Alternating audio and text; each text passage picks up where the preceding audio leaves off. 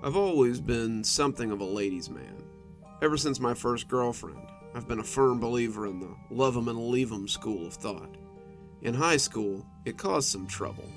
I was a handsome football player who went through women like water, and it seemed I was always in the middle of some drama between a couple of gals. In a way, I guess I fed off of it, loving the attention that I got from being at the center of the controversy. As I got older, I found similar conquests out in the real world. The car lot I worked at held a bevy of pretty clients, pretty secretaries, and lovely bosses who became far less authoritarian once the bedroom door was shut. Until today, it had never really gotten me more than a drink thrown in my face, or a need to change my locks and notify security at my condo. That was before I met Maria, though. It happened a few weeks ago. I was drinking at the bar, warming up a pretty blonde on the stool next to me, when she walked in and grabbed the eye of every man there.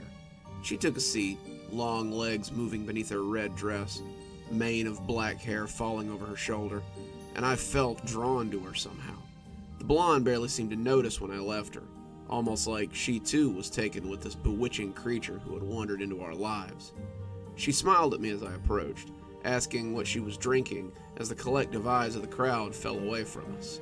She said her name was Maria, and for 2 months I was putty in her hands. She was unlike anyone I had ever met. Smart, confident, possessed of her own upward mobility, and didn't seem to need me in the least. When we made love, it was incredible, like nothing I had ever experienced. That was the first time I thought about just staying with her forever. Lying there with her, basking in the afterglow, I began to feel that I could hang up my bachelor life for good. After the third time, I started to get a little scared by this feeling. This had always been my life. I had always been a dog chasing my next bone, and this woman was making me feel things I had never felt before. I began to pull away hard. I soon fell back into my old habits. I started to tomcat around and live the life as I had before Maria. A week before Christmas, she met me in front of my apartment and confronted me. I had been out with someone else. She could probably smell her perfume on my coat, and when she tried to throw that fact in my face, I ended it. I told her it was over. It had been fun, but it was over. She didn't cry. I guess I had expected she would. Instead, she got mad. She slapped me across the face, her red nails cutting my cheek, and I could see some of it dripping from them as she seethed at me. For a moment, her beauty slipped, and she looked more like a wild animal who'd been cornered by a predator. She was furious as she stood before me, and I found myself a little afraid she would simply put an end to me right there. For a moment, she seemed to consider that very thing. "You will pay for this. No one leaves me. You will regret this. You will beg me to take you back before the end.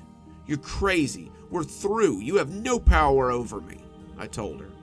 She smiled, and it was an ugly thing on her pretty face. "Is that what you think, mi amor? You will soon find that my reach stretches farther than even you would believe." She was right, I suppose. For the next few days, I seemed to see her everywhere and nowhere. When I was at the bar, at the club, in a hotel lobby, or wherever I was finding new and exciting places to pick up women, I would suddenly feel her close by. I would catch her mane of raven hair from the corner of my eye. I would feel her emerald eyes on the back of my head. I would hear her laugh skate across my psyche, and it would throw me off my game. I was suddenly tripping over my lines, less smooth with my pickups, and I found myself going home more and more often by myself. She seemed to haunt me, dogging my heels wherever I went, and I seemed incapable of returning to the life I had known before. I was returning to my apartment, alone one night, when I saw a package sitting in front of the door. It was December 22nd, 2 days before Christmas, and the sight of a package wrapped in deep red paper, topped with a glossy bow, wasn't really that odd. Someone had seen fit to leave me a present, but who, I wondered? I had no family, no friends to speak of, no girlfriend who might come to give me a gift. I lifted the package and shook it, hearing something heavy thunk around inside. It didn't tick, and it didn't smell like a bomb, so maybe it wasn't a vengeful ex-present. I opened the door and brought it inside with me. I set it on the kitchen table and went to get a shower. My prospects tonight had thrown a drink at me after my line had landed badly, helped in part by Maria seeming to appear in the mirror behind the bar. She had favored sugary drinks, it appeared, and now I was sticky and in sad need of a shower. I threw my clothes in the hamper and switched on the water as I stepped into the building's steam bank. The warmth took me away from my failure, ripped the megrims from my mind, and plunged me into a blissful numbness as the water cascaded over me. I opened my eyes when I heard the soft sound from the living room, but shrugged it off as the heat coming on. I stood under the warm water, letting the stickiness and the burning pockets of alcohol drip to the floor of the plastic tub. I leaned into the deluge, letting it wash away my cares, wishing there was someone to wash my back for me. Some bouncy young thing, her charms on full display, sliding her soft hands over my tense back would be nice right about now. I could almost feel it as I stood there, her strong hands rubbing against my tired skin, her gentle fingers sliding over the knots, her jagged fingernails cutting my skin. I gasped as a searing pain ripped across my left shoulder. I staggered against the wall, feeling the blood run down my back, and realizing it hadn't been my imagination. I put a hand on the wound, my fingers coming away red, and turned my shoulder to the water as I looked around for the source of the cut.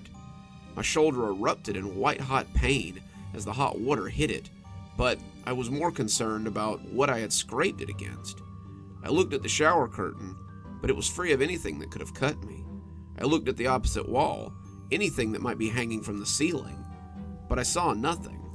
The blood running down the drain, however, said clearly that something had gotten me.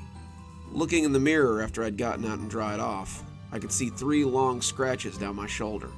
They looked like nail marks, maybe from an angry or passionate lover, but I shrugged that off at once. I hadn't had a woman since Maria had left. The idea that they could be that old was laughable. The longer I looked at them, though, I came to realize that there had been scratches there not too long ago. Wasn't that the spot that Maria had often clutched with her nails when we were getting heavy? How many times had I looked at scratches just like these, though not as deep, in the mirror the next morning? I shrugged it off and pulled my robe on gingerly. It was a coincidence, nothing more. Maria was on my mind, so of course I was making connections where there were none. I let the warm robe envelop me and went into the living room to see what was in the box. Now that I was less sticky, my curiosity was piqued. When I got into the living room, though, I found the box on its side and opened on the floor. Somehow the box had fallen off the table, and the bow had come undone in the fall, spilling the contents out of sight. I started looking around for what had been inside. The box had been heavy enough to make me believe that the contents were pretty big, but I couldn't find anything. Nothing had rolled under the couch, nothing under the table in the kitchen, nothing in the kitchen itself, and nothing was out of place at all. Had someone come in and stolen whatever was inside? No, I thought after a moment of frantic looking, because the chain was on. No one could have gotten in if the chain was on and unbroken. I did find a card that had been inside, though. A little red card with black writing that made me feel squirmy as I read it, and I thought about Maria again. Merry Christmas, mi amor. May this gift remind you that my reach is farther than you think. It wasn't signed. I balled it up and threw it away. Someone was playing games. An ex, probably. I had many. Most of them were dumb as rocks, and again, that made me think of Maria. This was the sort of thing that she would think was funny, kind of thing she might think would scare me. Maybe scare me enough to bring me back to her. I turned off the light and went to bed. I lay in bed with my head under the pillow, but sleep seemed to elude me. The scratches on my back burned, throbbing against the covers, and I couldn't help but think about Maria as I lay there. She was never far from my mind these days, since I kept seeing her out of the corner of my eye, or she seemed to loom just over my shoulder. Now this mysterious gift. What did it all mean? May this gift remind you that my reach is farther than you might think. What the hell did that even mean? As I lay there, I began to hear a strange noise from the living room again.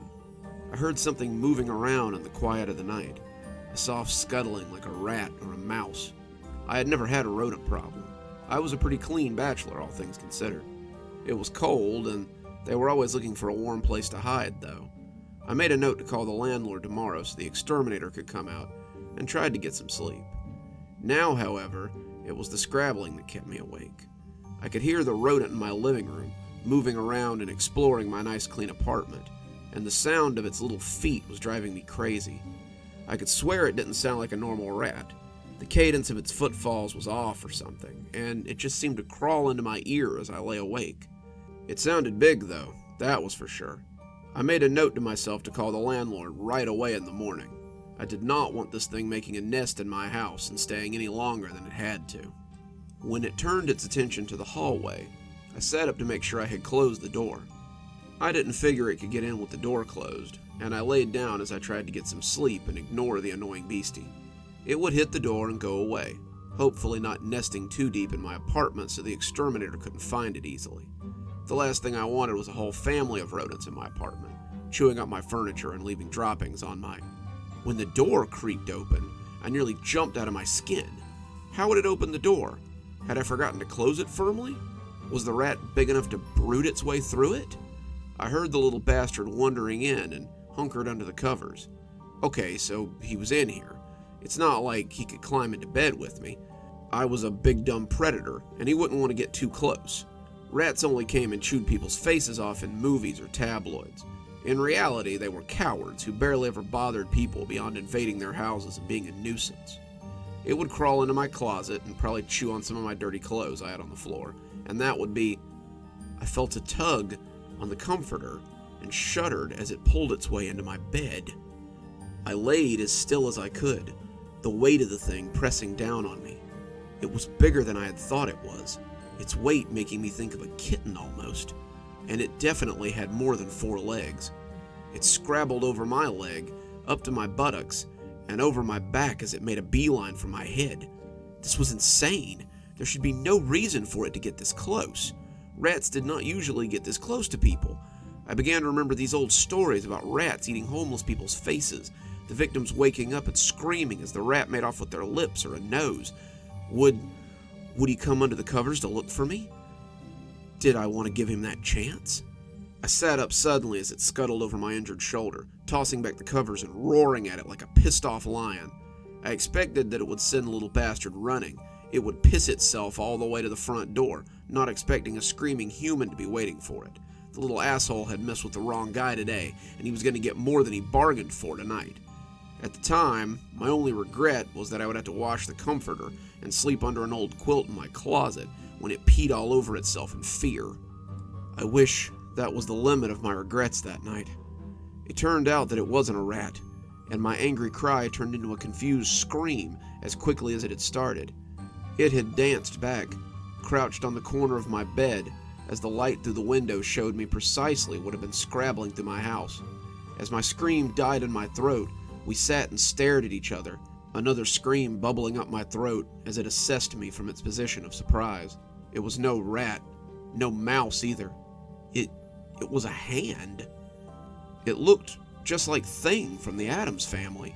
The hand was pink, slightly tanned, its knuckles hairy, and the back near the wrist was covered in coarse black hair. It hunkered on the bed, seeming to look at me, and when I screamed again, it lunged suddenly. My screams were cut off as the hand clamped around my windpipe, and I yanked at the wrist stump as I tried to free it. The fingers dug in, pressing into my flesh, and its grip was as strong as iron. Strong or not, it lacked the leverage that a wrist provides, and I soon felt the fingers sliding off my skin as I threw it against the door. It hit the door with a splat, and one of my neighbors yelled at me to keep it down. It rose to its finger legs and seemed to be trying to get its bearings. I had stunned it, and I could see the pointer finger was bent a little after hitting the door. I had to strike now before it got its wits about it, and I scrambled my own hand along the edge of my bed, hunting for the baseball bat I had there. I felt the cold metal of the bat as it came scuttling at me again, and I wrapped my hands around the handle, gaining confidence as I lifted it. It jumped this time, its finger legs bringing it up onto the bed as it prepared to lunge at me again. I waited, not wanting to spook it. It tested its fingers a single time before it sprang at my throat again, looking ghostly in the moonlight as it leapt. I swatted it deftly out of the air, and when it hit the wall, I saw it twitch as its fingers stood at odd angles. I didn't wait for it to get itself together this time. I rolled out of bed, deft as any hunting cat, and swung the bat down on it as it lay twitching. I saw it spasm, blood oozing from the strange thing, but I kept swinging until it was little more than a pulpy flesh wad on the ground. Its blood was black as moonlight, sitting on the carpet like sludge as it clung to the bat like ichor. I was winded when I stopped swinging, and the thing was little more than a pile of meat and bones. I grabbed a gray grocery bag from the nightstand and picked up the pulpy mess. I didn't want it in my room. I didn't want it in my apartment, and I intended to walk straight out to the dumpster despite the hour and throw it away. I would sleep much better once it was gone, and I was suddenly very tired. The adrenaline was keeping me upright, but once it left, the dread and the exertion would lay me out. I opened the door to my room and took a step out into the hallway. I froze, however, as 3 more of the hands came wheeling around the corner, making a beeline for my open door. I slammed it on their non-existent faces, putting my back against it as they banged and smashed. That's where I've been for the last 3 hours. The sun is peeking up now, and the bag sitting beside me has stopped moving. The hands outside are still moving outside the door, though. I can see them if I peek under the door, and my phone's been blowing up with texts for the last 2 hours. They're from her. They're all from Maria. She's been texting me ever since I made the phone call. I had picked up the phone and dialed emergency services at once. How had I not thought of that before? The cops would come in and find the hands, and that would be that. They would kill them or bring this nightmare to an end somehow. I lifted the phone to my head with shaking hands, and when the operator answered, I almost cried. Yes, I need the police here immediately. I have strange creatures in my house that have trapped me in my bedroom. They're trying to hurt me. I need help. Okay, sir, 1 moment, please. She asked for my address, verified my name, and then began to ask me other things while I waited for the police to arrive. How long had this been going on? What sort of creatures were they? Was I injured? I told her I wasn't hurt, not really, and that I wasn't sure what they were. I couldn't exactly tell her there were disembodied hands in my house. She would think I was crazy, so I lied. Yes, you do, she said, her voice sounding familiar the longer I talked to her. Why don't you tell me what's in your house, mi amor? Maria, I breathed, my breath catching in my throat. Why don't you give up and come back to me? I'll let you crawl back, and we'll put this behind us. You don't want to know what happened to the ones who decided not to come back to me. She cackled evilly on the other end of the phone. I hung up and threw it under my bed, where it continued to ring. I heard it ring again and again, the hand slamming into the door, until she finally gave up and started texting me. I heard it chirp 12 times, 2 dozen, 3 dozen, before I finally dug it out and started writing this. She kept texting, sending me messages, telling me to give up and just come back to her. I kept swiping them away, trying to ignore them, and 30 minutes ago, she sent her last text so far. See you soon. The hands have stopped banging now, and I can see a pair of shoes standing on the other side of my bedroom door. Someone just knocked, calling my name and telling me to open the door. It appears that Maria has arrived. It appears that I'm out of time. It appears I should have been more wary of my ex's bearing gifts. It appears her reach was, indeed, farther than even I believed.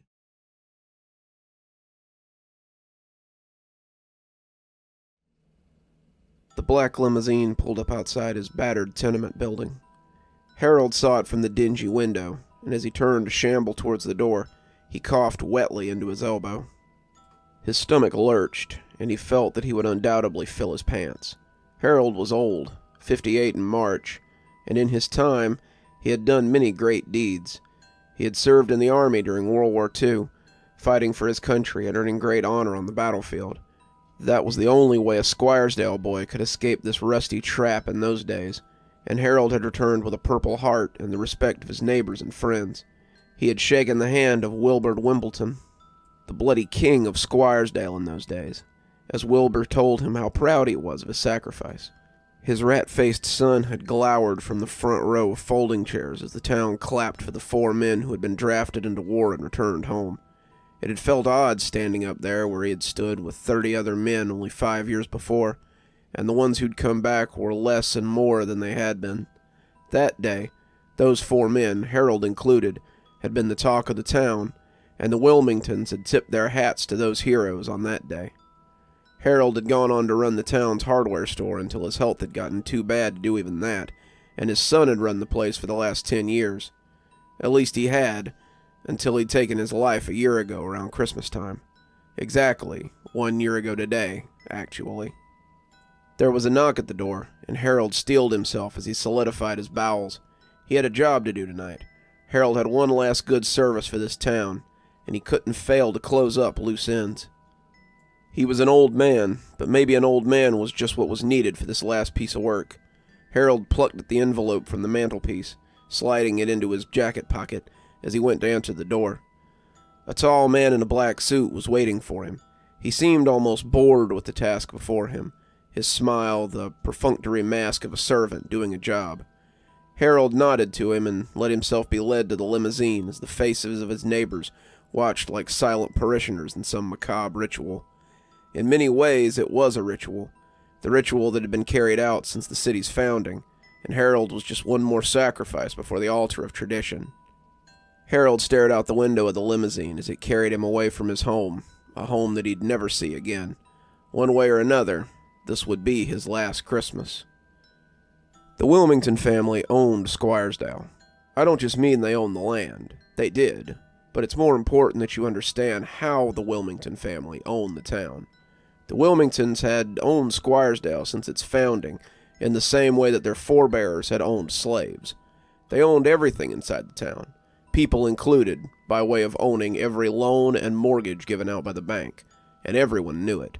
They hovered over the town like a vampire bat, their palatial estate sitting on Wilmington Hill, which overlooked the whole valley. All one had to do was look up to remember their presence. Jacob Wilmington, Claire Wilmington, and their 2 children, Barbara and Zachary, would occasionally come down to mingle with the commoners. Their visits were usually treated like visits from foreign dignitaries, or the arrival of a plague victim.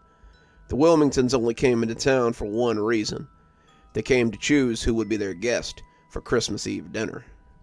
The snow fell softly on the sidewalks, and pitter-pattered lightly on the asphalt as the limousine sped through the town. On the sidewalks and in the shops, people went about their daily lives, shopping for last-minute Christmas gifts or sharing a moment with those they loved. As the limousine rolled by, they all looked up from what they were doing, like frightened rabbits marking the passing of some predator. They all knew they would never see its passenger again, and they were of 2 minds about it. They silently hated the Wilmington family as they watched the black limousine roll by, but they were also thankful, something that shamed them greatly. They couldn't help it, though. Men and women were always thankful when the blood on the floor wasn't theirs. Thankful it wasn't their neck in the noose this time. Thankful it wasn't someone they loved. Harold watched their faces go by in silence. Friends, longtime customers, people he'd thought of as family, rolled by like mournful spirits in the wake of the tinted windows. Now they were nothing but hollow ghosts that marked his transition as they might mark the scuttling of a bug. He had ceased to be people to them, whether they would admit it or not. He was just meat. He was a means to an end, a sacrifice that must be paid, lest their way of life might be impacted. They would thank him in their secret hearts once he was gone, but for now, they only marked his passing, and were glad it wasn't them. Harold looked nervously around for Sophie, and was glad that he didn't see her. This was no place for a child. He didn't want her to remember him as a face staring out of a window as he cruised by, either. Harold wanted her to remember him a little better than that. He wanted her to remember her grandpa as he smiled on her birthday, or laughed warmly as they sat together. Not like this, and certainly not as the phantom he would become later. When she thought of her grandpa after he was gone, he wanted her to feel pride in what he had done. The limousine passed the last of the Main Street storefronts. Then it was on its way up. The car took a significant upward turn as they began to climb up Wilmington Hill. The hill, which might as well have been the Wilmingtons' driveway, went up and up and up, circling around as they went to the very top. Harold sat like a gargoyle in the back seat, watching the town grow smaller and smaller as the limo climbed. He would soon be there, no backing out now. Whatever would be, would be. The limousine paused before the wrought iron gate that marked the beginning of the Wilmington estate. The heavy iron monstrosity was needless, of course.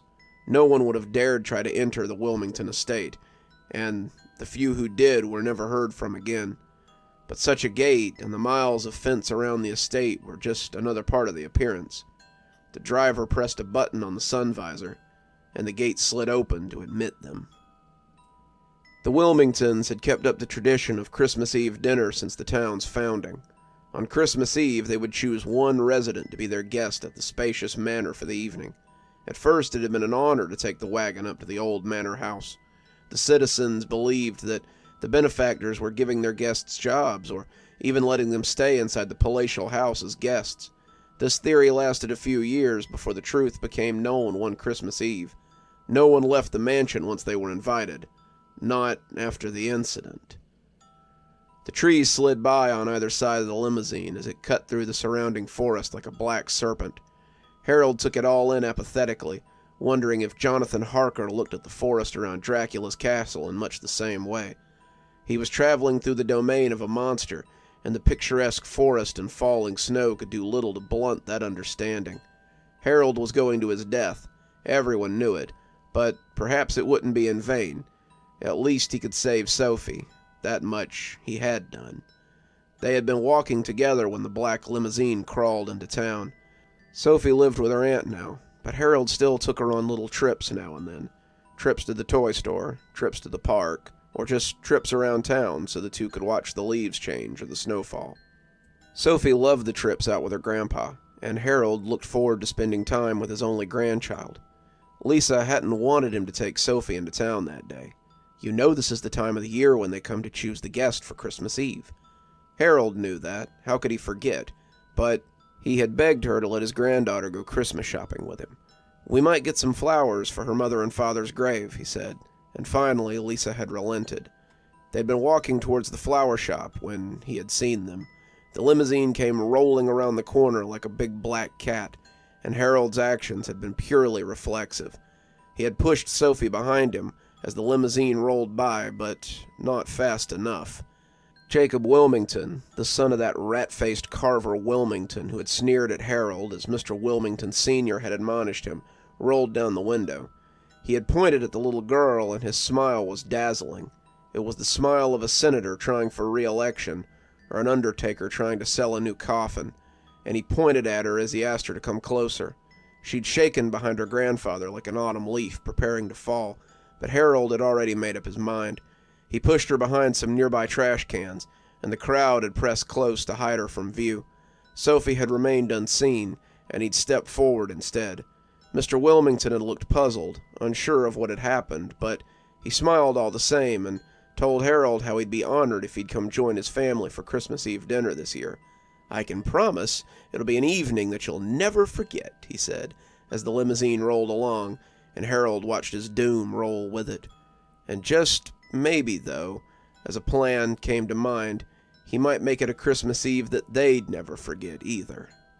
It would be kind of like the one Christmas, the one people talked about in hushed tones. The Christmas Eve when the whole show had become this new macabre ritual. It was Christmas Eve, 1937, and the town was just settling down for bed when the scream echoed through it. Terry Hatchett had been that year's honorary guest, and when the town car had come to get him, he'd worn his finest suit and a pair of loafers he'd bought from the general store. That was when Harold's father had owned the general store, and the shoes had come all the way from Germany in a special box. He'd left the town looking his best, a fine representation of what Squiresdale had to offer. Harold's father had been closing up shop, preparing to go upstairs for his own Christmas, when the Hatchet boy had come running down the street on a froth. Terry had been excited to be chosen. He told everyone that he'd seen people who'd gone before him, all 8 years of guests, and he'd tell them how proud everyone in town was of them. Until that night, they'd all thought it was a great honor to be asked up the hill to work for the Wilmingtons. What else could they be going up there for, after all? Harold had come to the window, just a boy of 13, and saw Terry running flat out with his feet crunching in the snow. Terry's coat was gone, his pants were in tatters, and his arms were bloody ribbons of ripped flesh. He looked like he'd seen a monster, a ghost, and Harold saw the terrifying desperation on his face as he glanced at him on his way by. He never forgot that, the look of exquisite fear that fell upon him like a long cloak. As a boy, he would often dream about Terry's face and wake up screaming. As a man, he would see that same look on the faces of the men who were about to die from the bullets of the Germans, and came to realize why Terry had looked so scared. Terry was running for his life. Behind him came a pack of baying hounds and a group of men armed with rifles. One of them shot Terry as he ran past, and Harold had seen the bright flower of blood that splattered on the snow. Terry had fallen in the snow, painting it red. As he crawled up the snow-covered streets, the men had come to collect him. Harold's father had gone out. Lots of people had gone out. And as one of the men pulled down his scarf, they saw that it was Mr. Wilmington Sr. Mr. Wilmington offered no excuses, offered no apologies. He just looked at the gathered people in a daring way and threw the body over his shoulder. He had said more with that look than his words ever could. "This is my town, and I do as I like," that look had said. He'd hauled Terry back up to the house, and no one had seen him again after that. The thing Harold hated the most was that no one had done anything. No one had fought. No one had left. There'd been no outrage. Nothing was done. Nothing was said. The people went back to their homes. Life went on. People kept going up to the house for Christmas Eve. They didn't really have much of a choice, and the few who resisted were taken quietly in the night. The town kept the secret. The town kept quiet. The town kept living. "Sir, we've arrived." Harold shook himself out of his daze and looked up the winding steps of the Wilmington Manor. The palatial home was a sprawling granite edifice of columns and windows. From the inside, it looked cheery and picturesque. As he stepped from the limousine, Harold's feet crunching in the snow, he had to remind himself that this place was a haunted house, a place of horrors. Hopefully, Harold would be the last spook to take up residence here. As he went up the steps, he was racked by a coughing fit again, and pulled his hand away bloody when his coughing had subsided. He glanced back to the driver to see if he had noticed, but that worthy hadn't even offered to help him up the stairs. He was just as arrogant as his masters, precisely as Harold had counted on. Jacob Wilmington opened the front door as Harold came to the top of the stairs, and the air that poured out was like a furnace. "Why, Harold Stobbs, come in, come in. We've been expecting you." His voice was rich, like a game show host trying to get you to solve the puzzle. He put an arm around Harold as he came in, and Harold tried not to flinch. He was in the trap now, and now was his opportunity not to tip his hand. He needed them to take the bait, and take it all in one bite. Mr. Wilmington took him through an elegant entryway and towards a grand living area larger than Harold's entire apartment. At the last minute, however, he steered him through a small door and into a modest sitting room, at least by their standards. Harold was seated in a big wing-back chair, as Mr. Wilmington sat across from him on a cream-colored sofa, a piece that had likely cost more than the rent for Harold's apartment. He smiled that senator's smile at him, as the two sat alone in the shadowy little room, neither of them sure what to say to the other.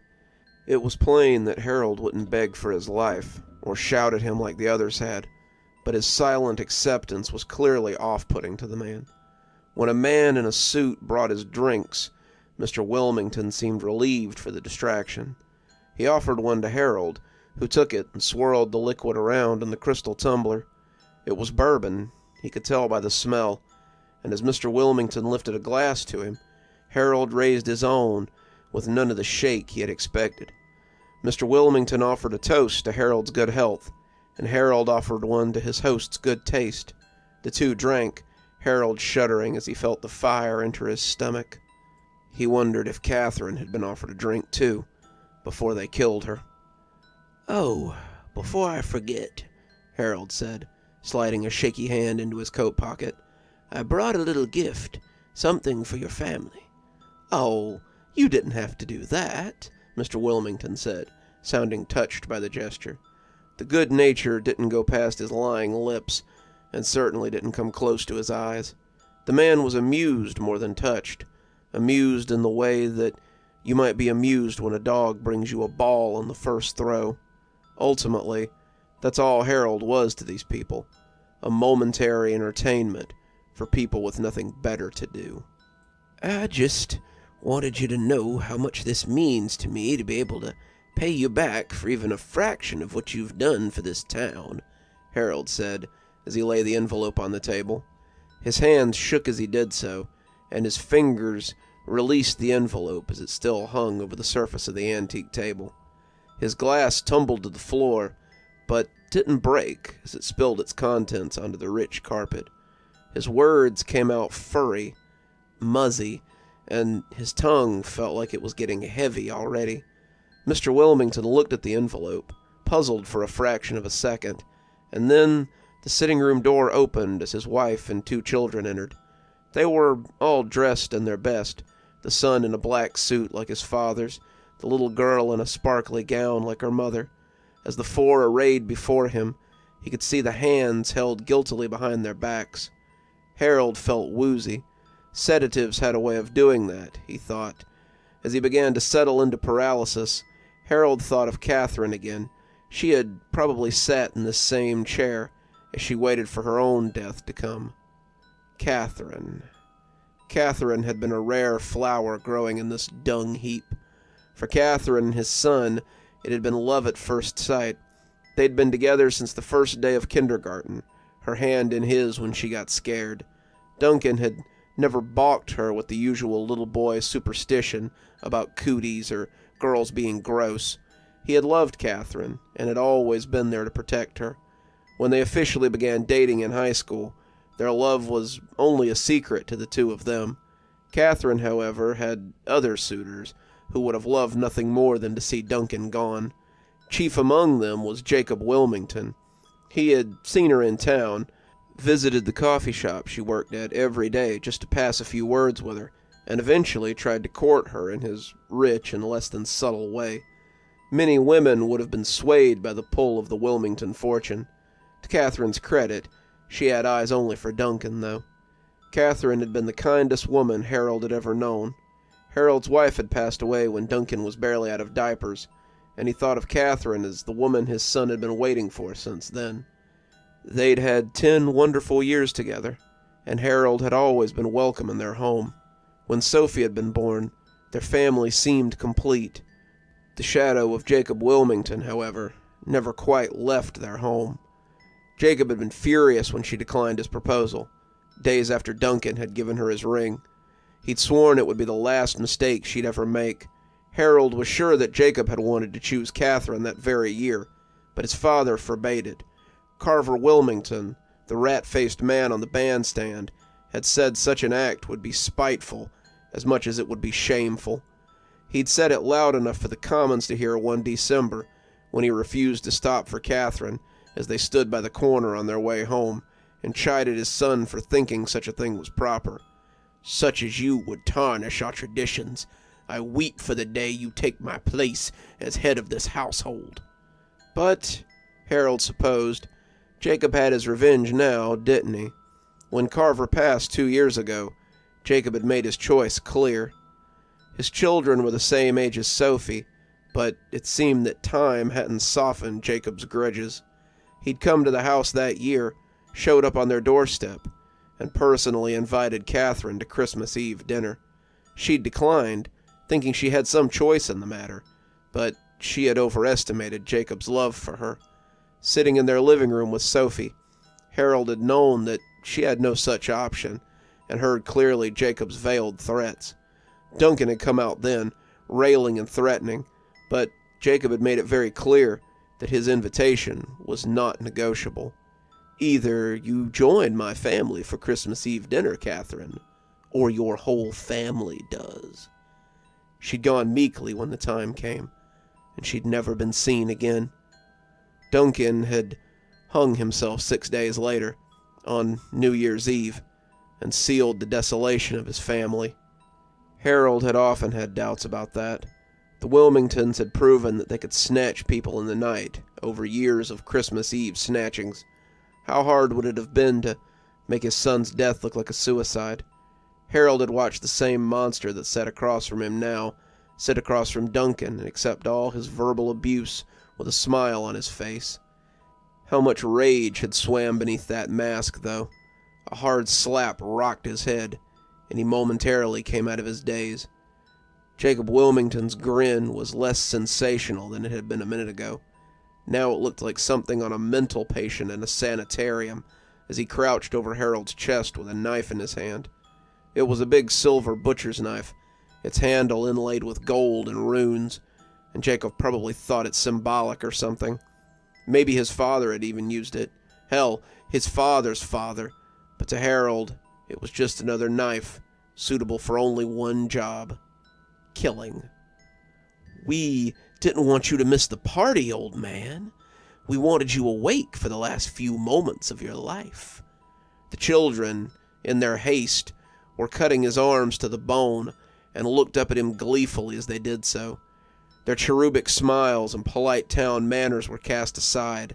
Now they stood as grinning imps who knew only how to cut and torture.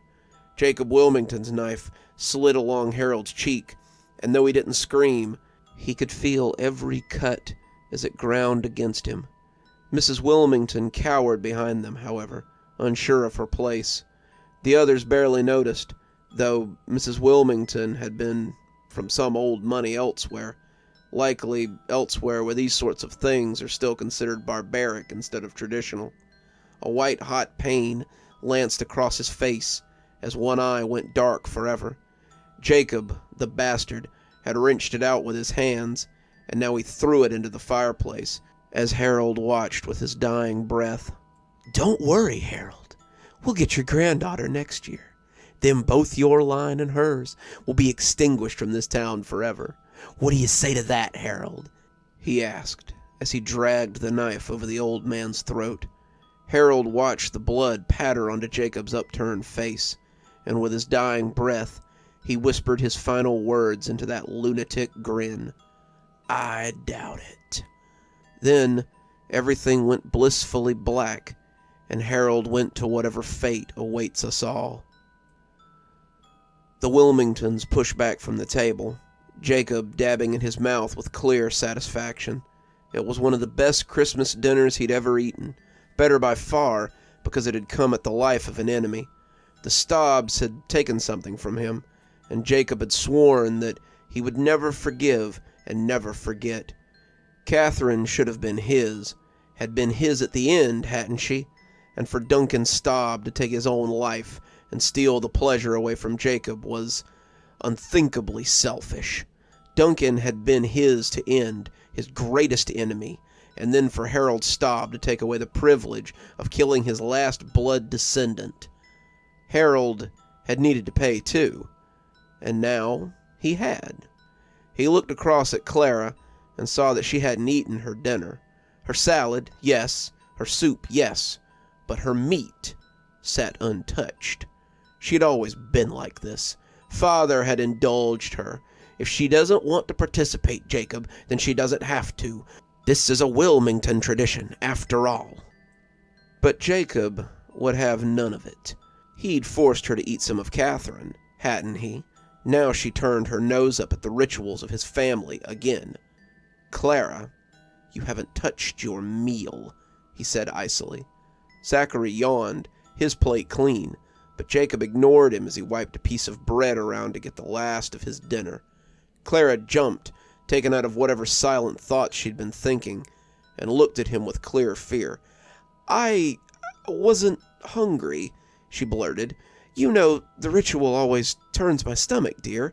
I can't stand the blood," she said, wrinkling her nose at the thought. An excuse. But an excuse he would let her keep until they were alone.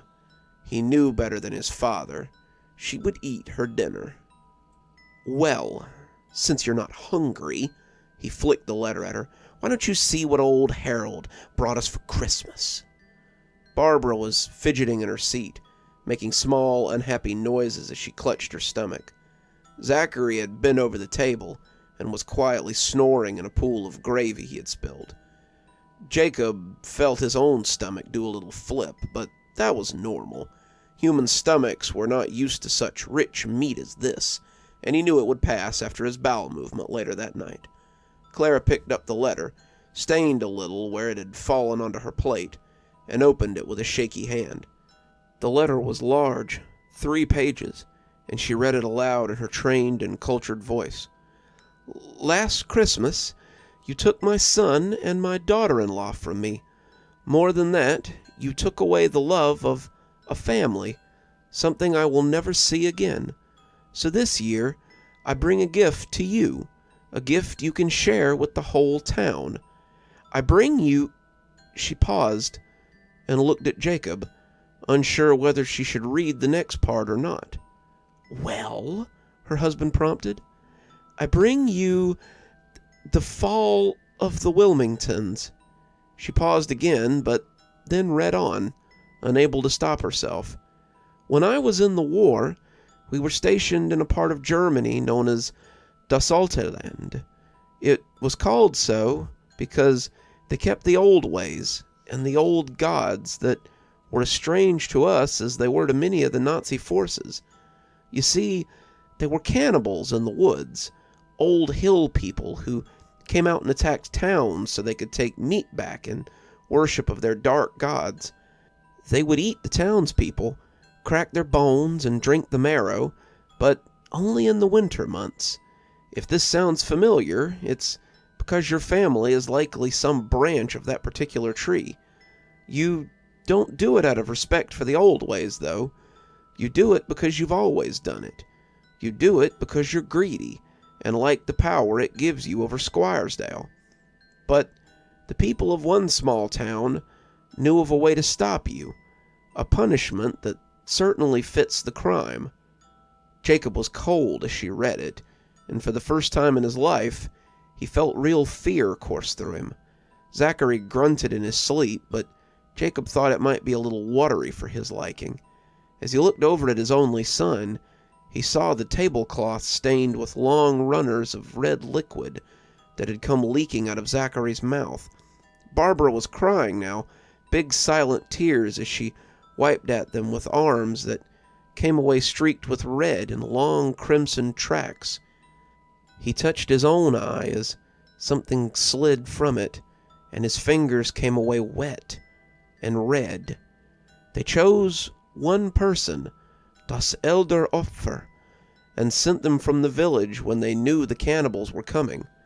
The person would usually volunteer, and often it was someone old or sick who knew they weren't going to survive the winter anyway.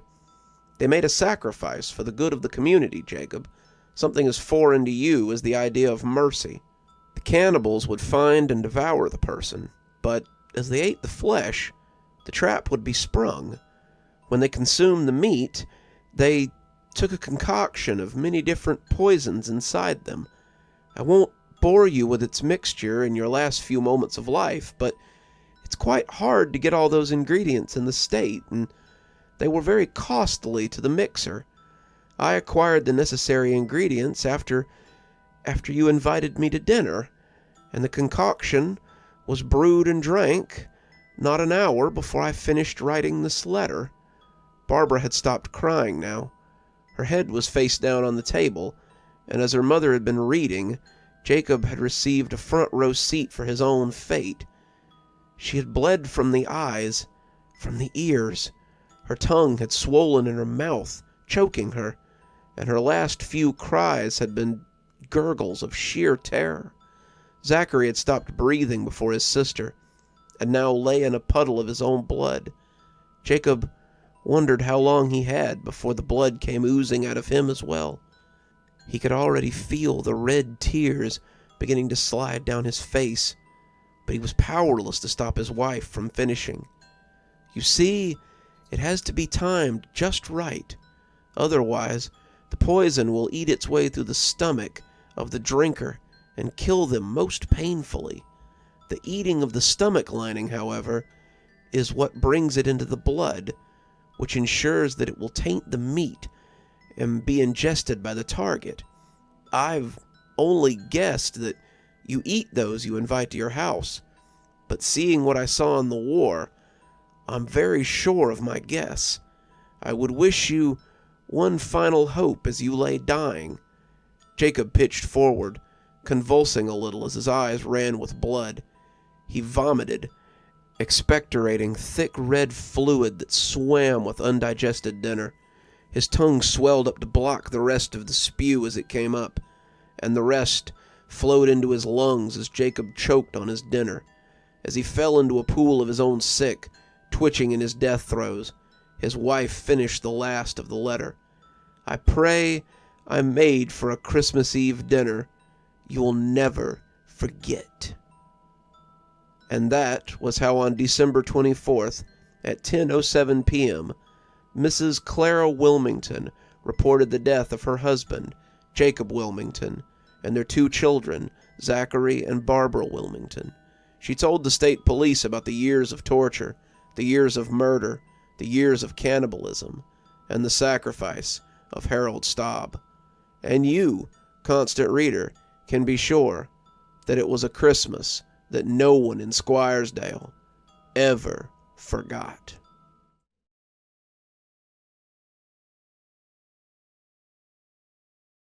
Chris saw the drone flying away from his apartment and raised an eyebrow. He hadn't ordered anything, certainly nothing that a drone would deliver, and he came up the stairs 2 at a time before his crackhead neighbors came to steal it. Calling them crackheads might have seemed a little disparaging, but Chris had actually come home and found them smoking crack on the front porch, so he thought it was more than fair. The Palm Breeze weekly rentals were far from posh, but they were the best he could afford.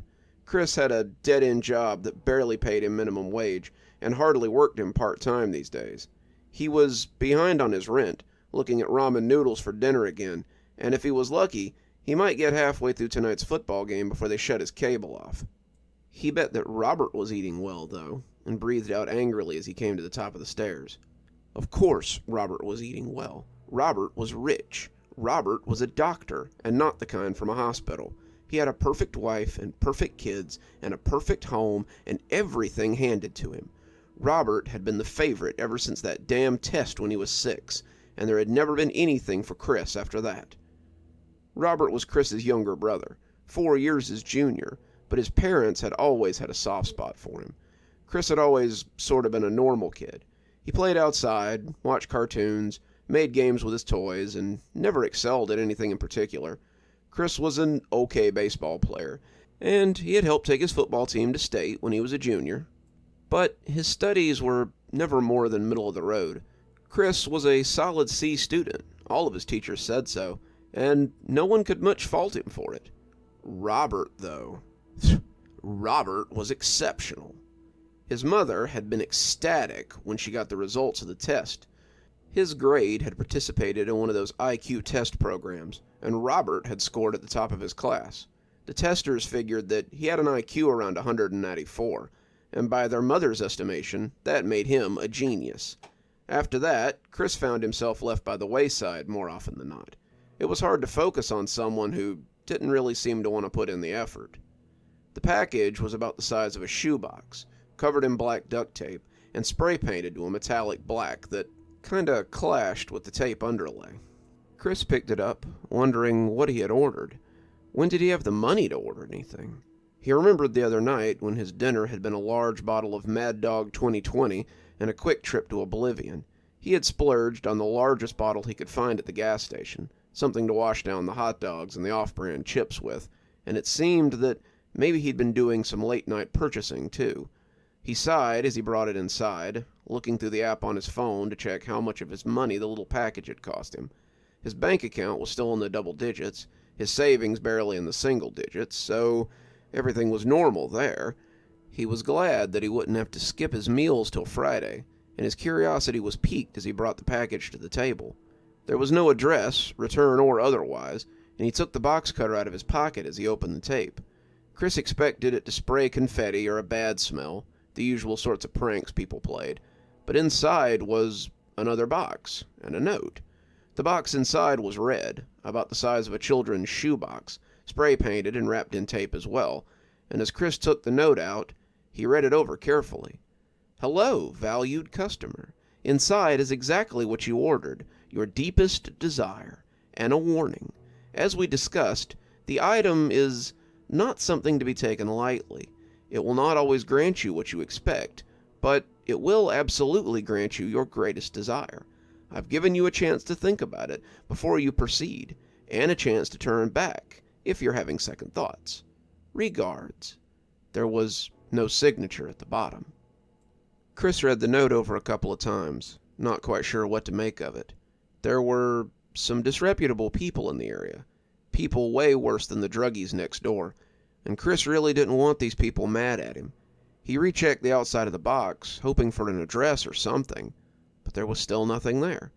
He sat it on the table, looked at it dubiously, before taking out the red box and deciding to continue. Screw it, all they could do was kill him, right?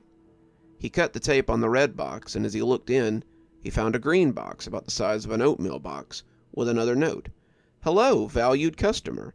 If you're reading this, then you've chosen to proceed. Very well, I can't stop you, but you have to be prepared to use it. Before you use the item, take a moment to picture the thing that is your greatest desire. Picture it, smell it, know its feel, its taste, if you can, what it sounds like. Know it as well as anyone can. Open the next box when it's in your mind and your heart. Regards." Chris looked at the red box and was glad he had read the warning. What the hell was this? With every box he opened, he was more confident that this was something he hadn't ordered. That being said, he was also more than sure it was something he wanted. His greatest desire. What was his greatest desire? Money? Power? Prestige? The more he thought about it, the more he realized what he wanted, though. How many nights had he lain in bed and wished for nothing so much as a button that made his brother never exist? How often had he watched his brother play the violin, show his parents a test, or talk about how well he'd done at mathletics, and wanted nothing so much as to walk into traffic? It didn't help that Robert was also not afflicted with the acne or the braces that many of his peers had.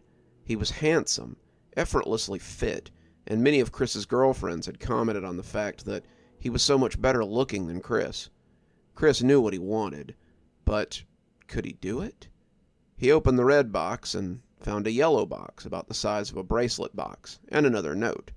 "Hello, valued customer. If you're reading this, then it is assumed that you have taken everything I've said to heart. You have the thing you desire in your mind and are ready to use it. Keep it in your thoughts, keep it close to your heart, hold fast to your desires, and open the yellow box. Regards." Chris had the box half opened when a little voice attempted to assert itself in his mind. Was this okay? Despite getting all his parents' love and attention, his brother had never been anything but kind to him. He loved his big brother, even though Chris had never given him anything but hostility or indifference. How many times had he offered to give Chris money?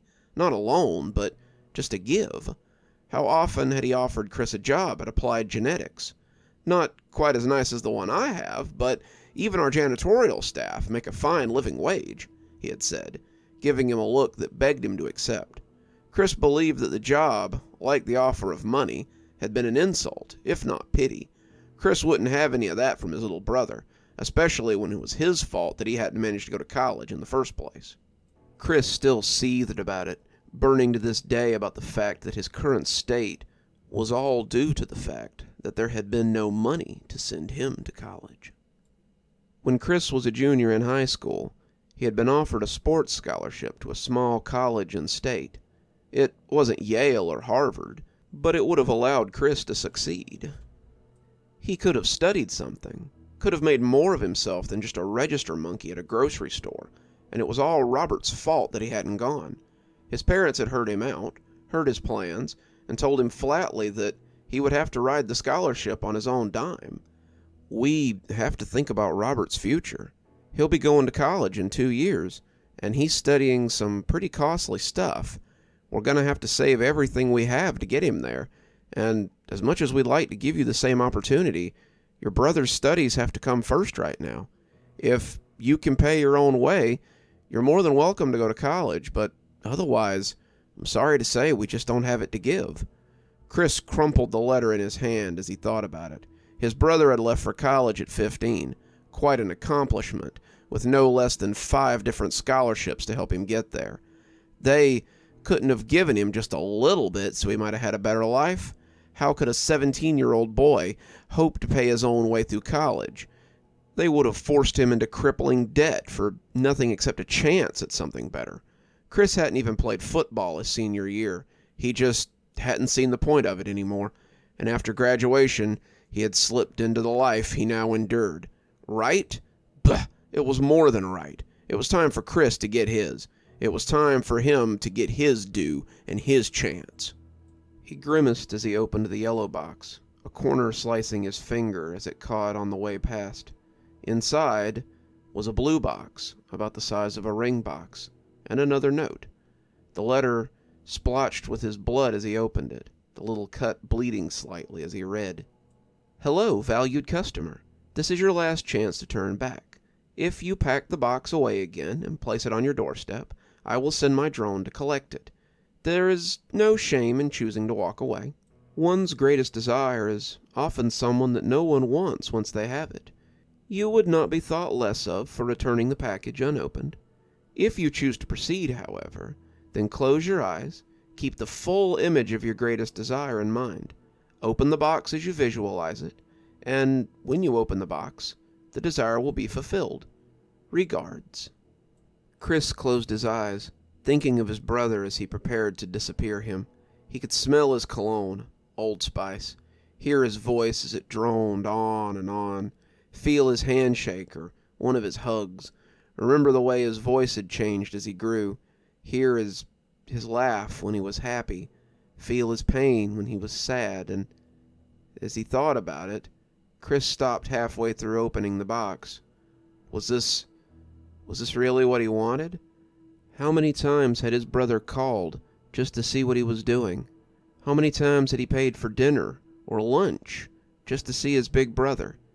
Even as he looked back at the offer, he couldn't really believe that he had made it out of spite. Chris hesitated, but as his thumb pulled free, the box lid opened, and he disappeared his brother from his mind and from his heart. He'd come too far to turn back now. Something puffed into his face, and he coughed as a freezing wind burnt his lips and cheeks. He could hear something, a child's laughter, a crackling fire, the smell of smoke, a child's scream in fear, the sound of a car horn, and then silence.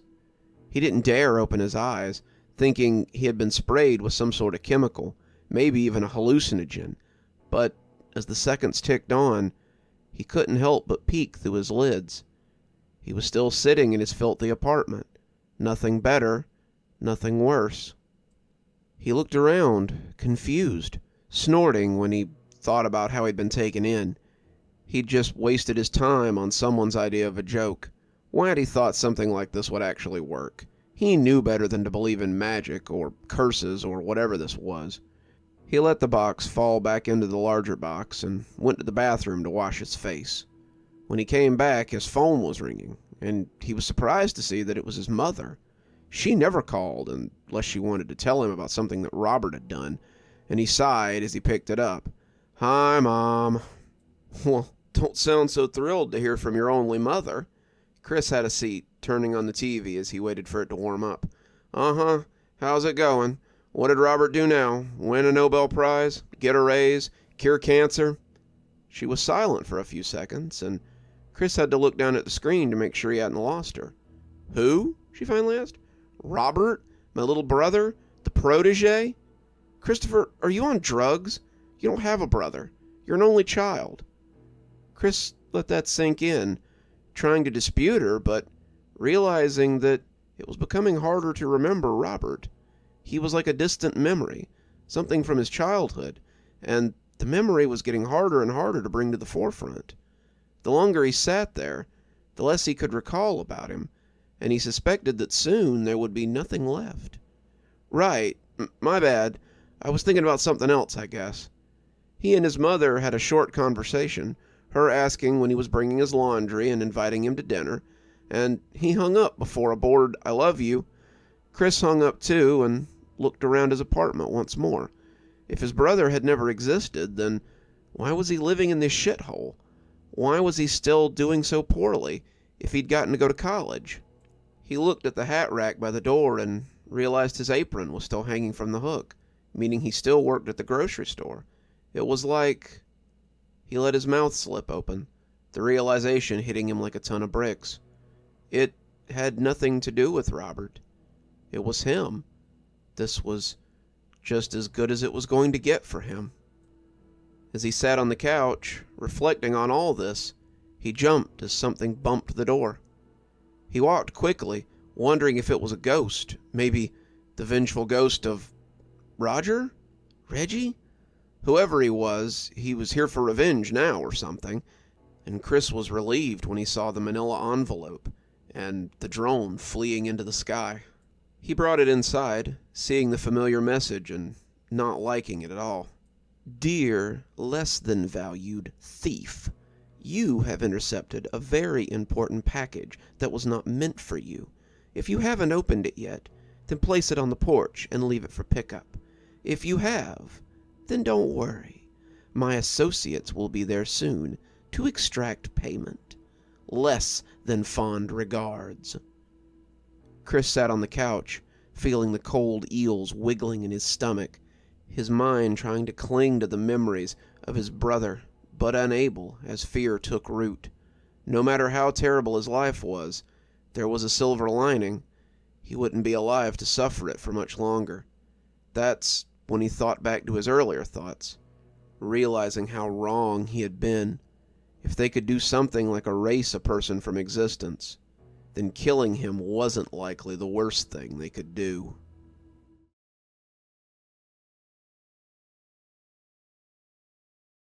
December 12th. We were getting ready for school when Aaron found the fire truck. It was a big one with an adjustable ladder and small hoses that spooled and unspooled as needed. There were 2 firefighters in the front seat in full gear with their axes in hand and their respirators on tight. Aaron rushed over to the tree in a wild excitement as he started zooming it around the room. I saw something fall out of the back compartment then and flutter to the ground. I figured it was from my dad, Aaron's grandfather, who had been a strict disciplinarian turned soft old grandpa in his old age. I picked it up and opened it. There was a message inside, and it was short and a little cryptic. To remind you of the first time you strayed. S. The first time I'd what? That was clearly not meant for Aaron. The truck was, but not the note. What was my dad talking about? The first time I'd strayed from what? As I sat and watched Aaron zoom the truck around the living room, though, I suddenly remembered. The first time I'd strayed. The first time I'd been unfaithful. Reggie and I had only been dating a few weeks when Kevin moved into the apartment next door. He was something. 220 pounds, a solid muscled fireman, and he had only had one look at me in my short skirt and crop top before he'd been forced to look away. It took me a few weeks to muster up the nerve to bring some cookies over for him and his roommate, and they had had plenty of time to cool as I flipped the card over to see if there was anything on the back before I crumbled it up and put it in the garbage. My dad had always been a bit of a religious. I guess it came with the territory when you were a minister, but this was going too far. How did he even know? I'd only ever told maybe 2 people about Kevin, and he wouldn't have been able to talk to either one of them. Maybe I'd told Mom, I decided, and figured I'd just let it pass. We were living in their rental house after all, and I didn't want to mess anything up between us. I should have said something there and then, though. December 13th. We got home from school. Aaron found a play-school tool belt complete with hammer, saw, and screwdriver. It hadn't been there when we left for school, so I figured it was another surprise from Dad. I set about making dinner as Aaron went around, pretending to fix this and that with his new tools. I didn't give it much thought until he brought me another small note that he'd found in the pocket of the work belt. "It must be yours, Mommy," he said in a childish treble. "I can't read." And then he went back to playing. Great, another sermon from my father. This one was short too, to remind you of the handyman who was oh so handy. S. That would be Jim. Jim was our handyman. Reggie had hired him to fix the place up when we'd gotten married, since he was too busy at work to do his own repairs. The house had been a gift from Reggie on our wedding day. His parents had left him a small fortune after they died, and he had found a new house for his new wife. He'd been working long hours back then, 12 and 16-hour days, but Jim had been more than happy to keep me company and keep me warm when Reggie was at work. I threw this one in the trash too. My anger clouded my mind, or I might have suspected something even then. Who the hell did my dad think he was? leaving gifts for Aaron and chastisement for me. I had probably told Mom about Jim too. There was that time when Mom liked to live vicariously through me and my little dalliances, but I couldn't believe that she would tell my prudish father about all these indiscretions. I made a mental note to talk to him and went back to making dinner. I still hadn't grasped the depths of what was going on. December 14th. The police car came next. I was trying to coax Aaron out of his pajamas and into his school clothes. He was having a bad morning, and he'd slept poorly the night before because of the wind. To speed him along, I had suggested that maybe we could see if Grandpa had left another present under the tree today. He got dressed quickly after that, but he laughed and said it wasn't Grandpa leaving things under the tree. "It's Santa, Mommy," he said, as though I was slow not to get it. "Santa leaves toys under the tree." "Of course," I said, pulling on his sweater. "It must be Santa. He's rewarding you for being such a good boy throughout the whole endeavor." "What's an endeavor?" he asked. He was always so curious. "It's just a hard time, honey. Let's go have a look and see if we left you anything while we eat breakfast and get ready for school, okay?" The police car was sitting right in plain sight. There was another note, of course, and this one was preachier than the last. "To remind you of the policeman who gave you more than a ticket. S." My freaking mom had been running her mouth again. I didn't even remember this one's name, but he'd been so cute on his little motorcycle. He had gotten me for speeding, and I had been.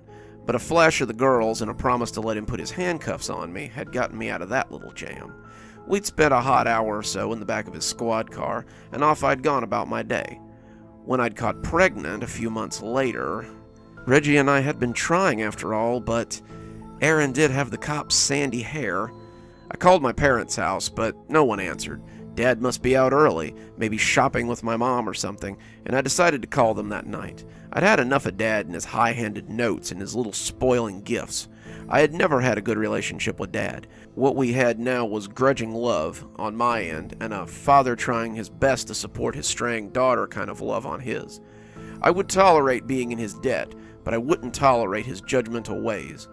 I wish now I'd maybe tried a little harder. December 15th. When we got home from school that night, I found the football with a note taped to it. Was he worth it? S.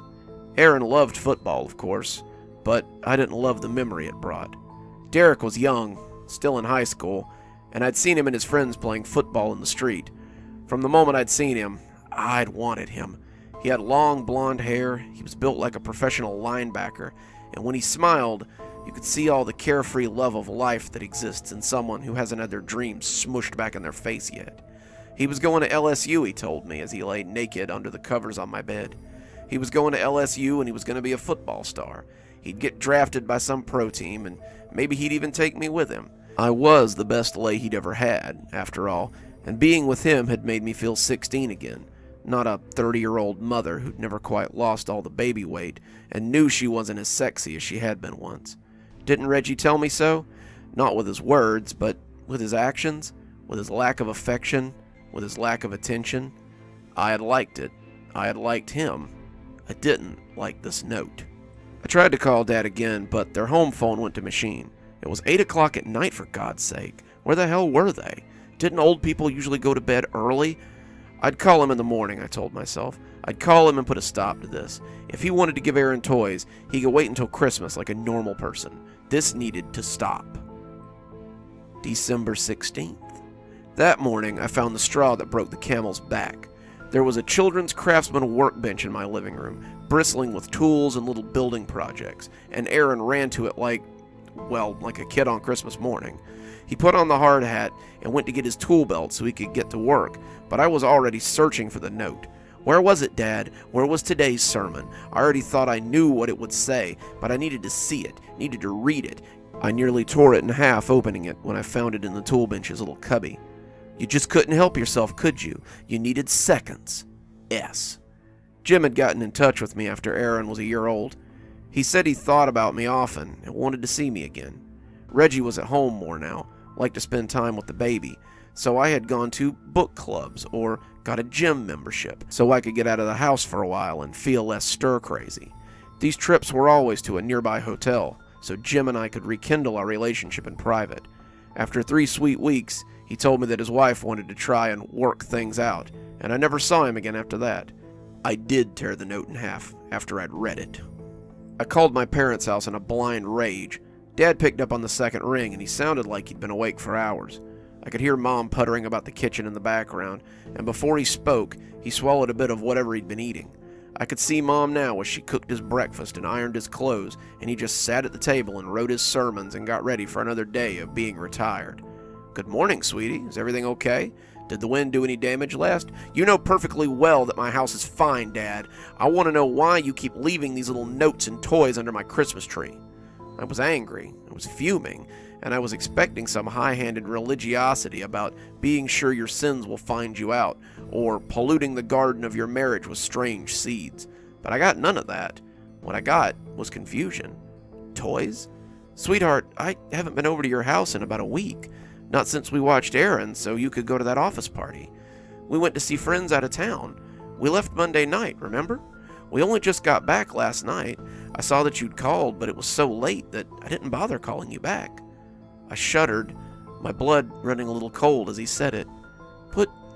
Put Mom on," I breathed. "Sweetheart, I don't Put Mom on the phone," I shouted. I must have startled him, because I heard the phone fall out of his hand and hit the linoleum with a hard thump. Someone picked it up, and I heard quiet chatter on the other end. My dad's concerned, gruff voice, and my mother's softer, more consoling tone in answer. She was always the peacemaker, always the Kissinger, always the one who soothed things over. "Honey, what's wrong? Is Aaron okay? Did you guys really just get back from a trip? You really haven't been here all week?" There was a heavy pause, and then, "Yeah, we left to see friends. We told you that, dear. We told you we'd be gone for a few days. Is everything okay? You sound very... Have you told Dad anything about what we talked about? About my slips from the path a proper woman should take?" That's what we always called them. We used the term in tones of deepest sarcasm, but we'd always called my sexual adventures by that name. I would call Mom up and tell her in a mournful voice that I'd slipped from the path that a proper woman should take, and she would tell my father that she needed to take this in the bedroom, and then ask for details as she got her thrills vicariously. "No," she said, and I could almost hear her look at Dad. "Never, dear. Did something happen? I hung up on her. Aaron and I stayed at home that day and didn't answer the door. I made a trip to Walmart after lunch and picked up a new lock for the door that I installed. If Dad really was playing games, something I was beginning to doubt, he would have to knock first before he played them." December 17th. The little suit came next. It was Saturday, and Aaron was up early to watch cartoons. I told him to make a bowl of cereal and not make a big mess on the floor. I didn't hear any squeals of joy from the living room, so I figured that there was no secret surprise today. I went back to sleep until about 9, and then got up, my own stomach beginning to rumble, to see what I could find to eat. I dropped the eggs on the floor when I looked into the living room and saw what was hanging by the fireplace. It was an expensive, coal-black suit for a child of 6. Aaron was less interested in it, but it didn't need a note to tell me what this one was for. I found one anyway. It was stuffed in the breast pocket, and as I unfolded it, I already knew what it was likely to say. "Nothing was sacred to you, not even my job. S." I had slept with Reggie's boss about 6 months after Jim had stopped calling. I couldn't tell you why I did it. I did it because I could, I guess, and his boss just looked so good in his Armani suit. Our fling was passionate, but burned out fast. 3 months in, and he traded me for a newer model, a secretary with high breasts and well-formed backside, and I sulked off into the distance. Tongues must have wagged about the office, though, because this was the first one Reggie had found out about. He hadn't accused me of it. He'd simply asked me why people were saying that I was screwing his boss. I'd admitted to it, and instead of raging or throwing me out, he had hugged me and said he was sorry for not giving me more attention. He said he wanted us to go to marriage counseling. He said he wanted to be a better man, the kind of man that I deserved. I made another trip to Walmart and bought a flip lock for the door. I also bought locks for the windows and a chain for the back door. I considered a selection of guns in the sporting goods section, but I decided against them. Aaron was young and curious, and if he'd gotten hurt with one, I don't know what I would have done. Dad came over while I was installing things and asked what was wrong. I told him I'd seen someone around the property and was just being careful. He asked if I wanted to borrow a gun, and I told him no. I didn't want one around Aaron, and I was sure that it was nothing. He shrugged and invited me over for dinner later if I wanted. Then he walked back to the house through the field as he always did. I had lied to Dad. I wasn't sure that it was nothing, and became less sure that it was nothing with every day that passed. The note read, "My job." Dad wouldn't have signed it like that. Only one person would have signed it like that, and that person was currently in a padded room somewhere, eating his meals through a tube and screaming himself to sleep. Reggie couldn't be out, and even if he couldn't find us. He couldn't. December 18th. The gift was a costume. Aaron liked costumes. All children like costumes. But this one was exceptionally telling. I was getting ready for church, a job made all the harder thanks to Dad and his Pentecostal ways, and when Aaron jumped out in the red devil costume, I thought I was going to drop dead of a heart attack. I had dressed him about an hour ago. He only had an hour before he tried to ruin his clothes out of sheer little boy curiosity, and when I came into the living room, I saw them thrown haphazardly over the couch. I'd been trying to put in an earring, and the sight of all those children's clothes scattered about made me so mad that I dropped the back. It rolled under the couch, of course, and as I bent down to get it, I yelled at Aaron to come put these clothes back on and hurry up or we'll be late. When I stood up, there he was, red devil costume and pitchfork held high, as he yelled, "Boo!" right in my face. I fell, tearing my dress and scuttling backwards on my butt as the apparition loomed up before me over the couch. He laughed then, fit to split as my gran would have said, and pulled back the hood to reveal that it was just him. He climbed in my lap and gave me a kiss, my stunned face and overloaded body too keyed up to respond, and said he'd found it under the tree. Santa had brought him a costume for next Halloween, probably because he had missed it this year, and it was so cool and neat, and I barely heard him. I just picked him up and put him in his room and closed the door. The note was lying on the floor next to the tree. Aaron must have thrown it there in his haste to have the costume out. I bent down slowly, and with shaking hands, I picked it up. It was the same notes I'd been getting for the last 6 days. Simply, write your own message notes on a plain white envelope, and I almost dropped it as I opened it to see what my Secret Santa had written this time. A Halloween treat to go with your Halloween trick. S. We'd been in marriage counseling for about a month when I realized that the problem was not my husband. Reggie felt that he was working too much, that he was too focused on his job, that he wasn't an attentive enough husband, and that my cheating was just my way of showing him the error of my ways. He was too hard on himself. I had been kind of a floozy since before we met, but the therapist had showed me something that maybe I hadn't wanted to admit to. The problem wasn't Reggie. The problem was with me. Halloween night, and I was on candy duty. Reggie had taken the night off, and he and Aaron, now 2, had gone out trick-or-treating. He had asked if I wanted to go. All of us had dressed as devils, which I just knew my dad would love when he got the pictures, but I had said no. I told them I was having cramps or some other woman problem, and made my excuses that I'd just slow them down. So off they went, Daddy Devil in his long red cloak and horns, and Baby Devil toddling along at his hand, and Mommy Succubus was free to prowl. Like the cop, I didn't even know his name, but he too was dressed like a devil, and when he sent his kids up the way to keep trick-or-treating, I let him feel a little of my hellfire right there in the entryway. He left with a treat, and so did I. You see, the problem wasn't Reggie. The problem was that now and then, I just liked a little strange. We didn't leave the house that day. The phone rang, but I didn't answer it. Dad came by to see where we were, but I didn't answer the door either. He yelled a little bit when his key wouldn't open the lock, but eventually he left, and I went back to staring off into space as Aaron watched movies on his old VHS TV. He wore the costume, even though I hated it, and before bed that night, I triple-checked the locks and even put a chair under the door. I needn't have bothered. It didn't do any good. December 19th.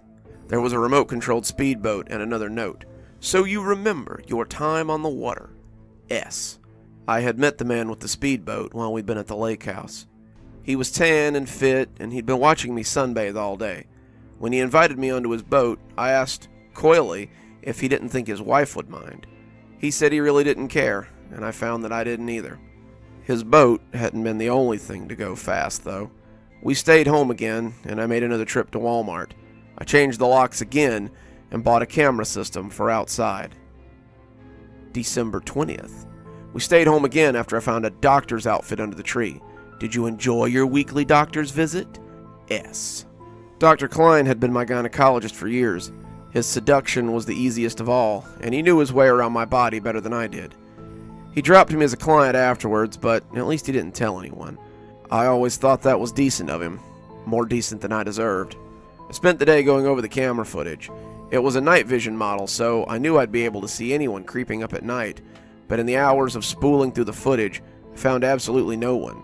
Not a deer, not a raccoon, not a prowler, not so much as an exceptionally large moth. Aaron was starting to notice that something was wrong, but I told him that Mommy was sick and I needed him to go play so that I could feel better. I found him asleep on the floor of his room, still in that awful devil costume, and trundled him to bed before taking up my vigil on the couch. I stayed up all night that night, sitting in the living room and drinking wine from the bottle. I must have dozed off after I finished the bottle, because when I woke up, December 21st, there was a briefcase under the tree with the initials RF on a gold plate. I looked at the clock on the mantelpiece and back at the briefcase. I had been asleep for no more than 30 minutes, and in that time, someone had come in and left this thing here. I got off the couch and crawled over to the briefcase on my hands and knees. My head was swimming and my heart was pounding, but I needed to see what was inside. I knew who RF was. Randall had been our family attorney and had even been my counsel during the trial, and I was afraid of what I would find inside the briefcase. The combination was put in already, Aaron's birthday, and when I clicked it open, I had to stifle a scream. Inside was a note and a gold signet ring that also had RF stamped on it. The ring was covered in dried blood.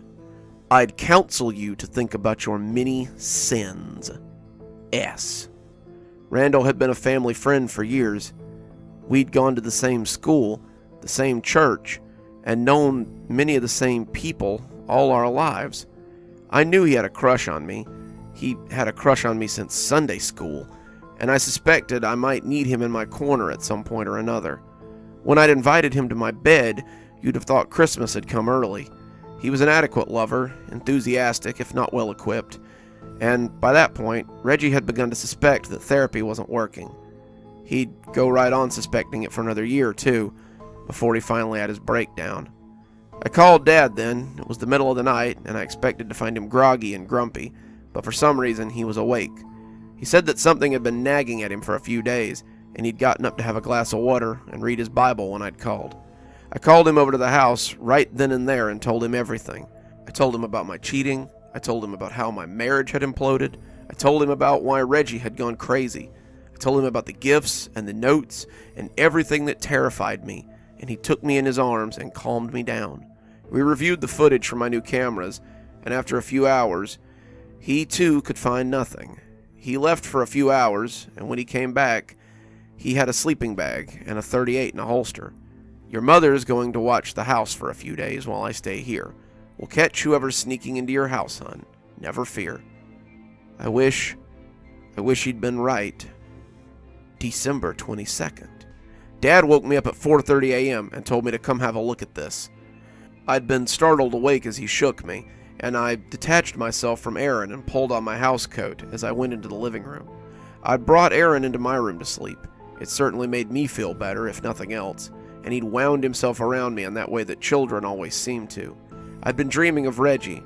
Reggie also had his way of constricting me in the night as we cuddled, and in my dreams he turned into a big snake that was squeezing the life out of me.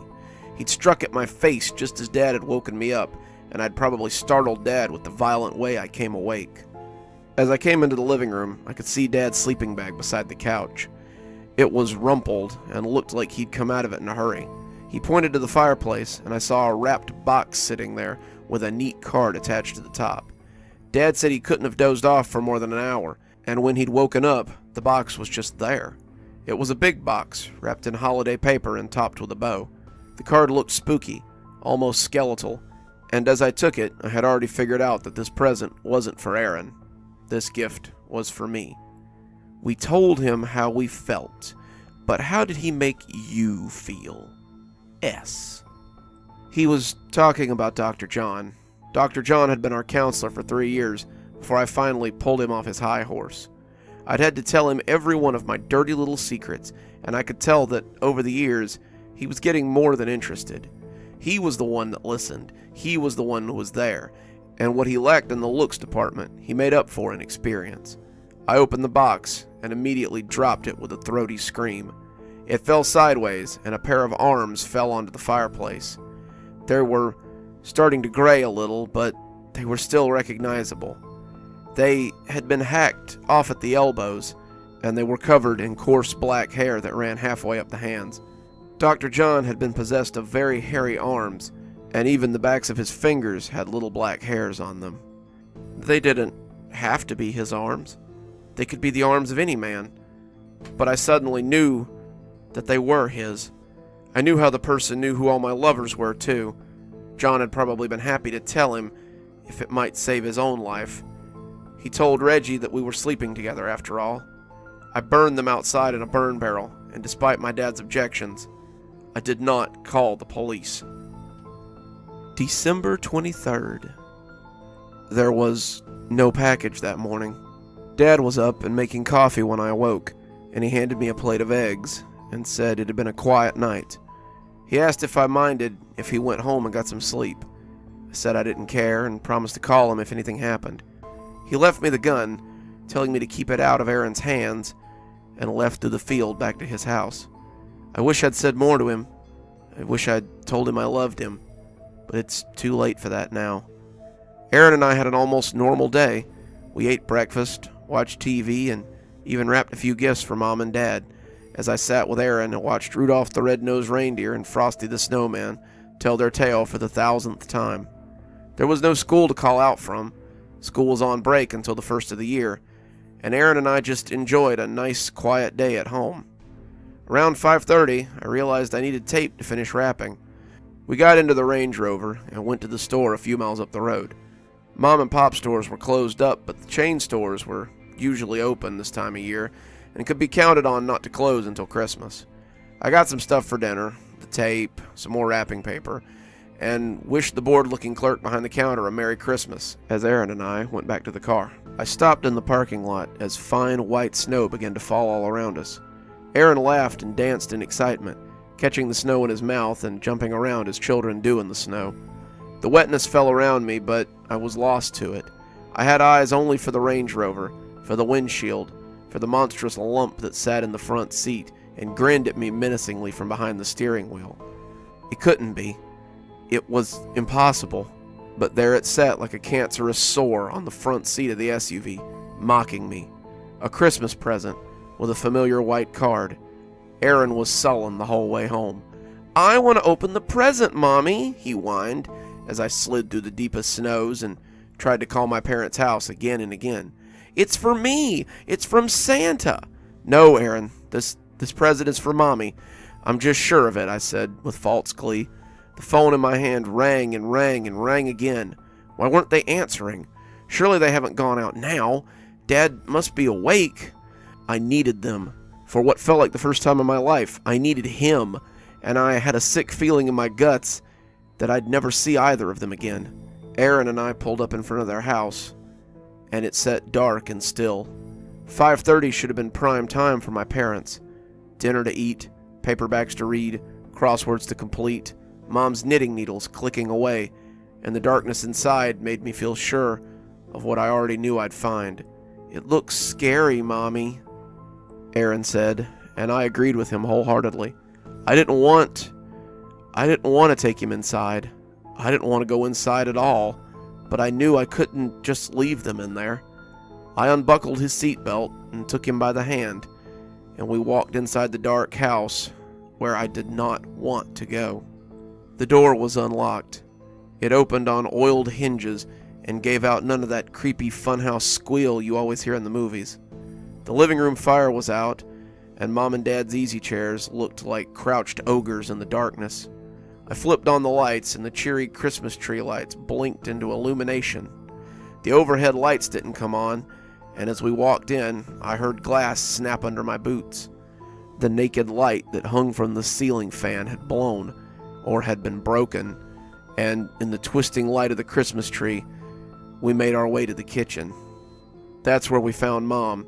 She'd been doing dishes when someone had come upon her, and she hung out of the sink like a rag doll. She'd been drowned, Someone had held her head under the soapy water until she stopped breathing, and now she slumped in the sink like a woman taking a nap. Aaron stepped back, asking what was wrong with Grandma, but I turned him away from the grisly scene and off towards my parents' room. Dad was in there. Someone had cut his throat. I closed the door and took us to the guest room. That was where I opened today's present, the box I had taken from the Range Rover. The box contained a broken pair of glasses and a tweed coat that was drenched in blood. I sobbed as I saw them, knowing immediately who they belonged to. Samuel had been the love of my life. He was a professor of literature at the local community college, and I'd been taking his class as a lark. He was old enough to be my father, but the smell of pipe smoke and old books that hung around him made me feel safe. He was a generous lover. He would have made a better father to Aaron than Reggie could ever have, and I'd been preparing to leave Reggie for Samuel. I never got the chance. Reggie had caught us in bed together. There had been no time to excuse or apologize. Reggie had shot him in the chest 6 times, and then he turned the gun on me. He dry-fired it another 6 times before realizing it was empty. Reggie had let the gun slip out of his fingers, tears streaming down his face, and simply sat down to wait for the police. He hadn't yelled, he hadn't cursed. He just went limp and waited. 2 months later, he was in a psychiatric facility, and I was moving into my parents' rental home. Now they were dead, and I was left with nothing. Aaron pulled on my arm, and I could tell that he was crying. Well, not nothing, I guess. December 24th. I had meant to leave that very night, but when I went out to the Range Rover, all 4 tires were slashed. Ditto on Dad's truck and Mom's van. I locked the doors and stayed awake all night, waiting for him. No presents appeared, no one came to bother us, and now it's midday on Christmas Eve, and I've finally done what I should have done a week ago. What I should have done when I got the box with the freaking arms in it. The dispatcher didn't seem to understand what I was saying at first, but he finally understood that I'm in the house with 2 bodies and a jacket that is likely murder evidence of some sort or another. I'm waiting in the guest room for them, running my hands over Aaron's duck fuzz of blonde hair. He's asleep, thank God, but I don't know how much longer he'll be able to sleep. The police will have a lot of questions, and I'm sure they will have many for him. I never received Reggie's 12th gift, and I don't think I want to. The wrapped box on the hood of my SUV has been there since morning, but the snow has covered it now, and it's little more than a lump of white. Reggie set out to give me a gift I'd never forget, and he certainly accomplished that. I'll never forget how terrible a human being I am, and how little I deserve the love of the boy that's now sleeping on my lap. Reggie managed to do what years of counseling never could accomplish, and for that, I guess I owe him some thanks. I'm all stranged out for the rest of my life, however long that might be, and if you're reading this, then I ask you to feel no pity for me. My 12 gifts have been well received, and the message was clear. I can see him in the front yard now, waiting for me to come out and get my gift so he can give Aaron his Christmas present. The gift of being free of me.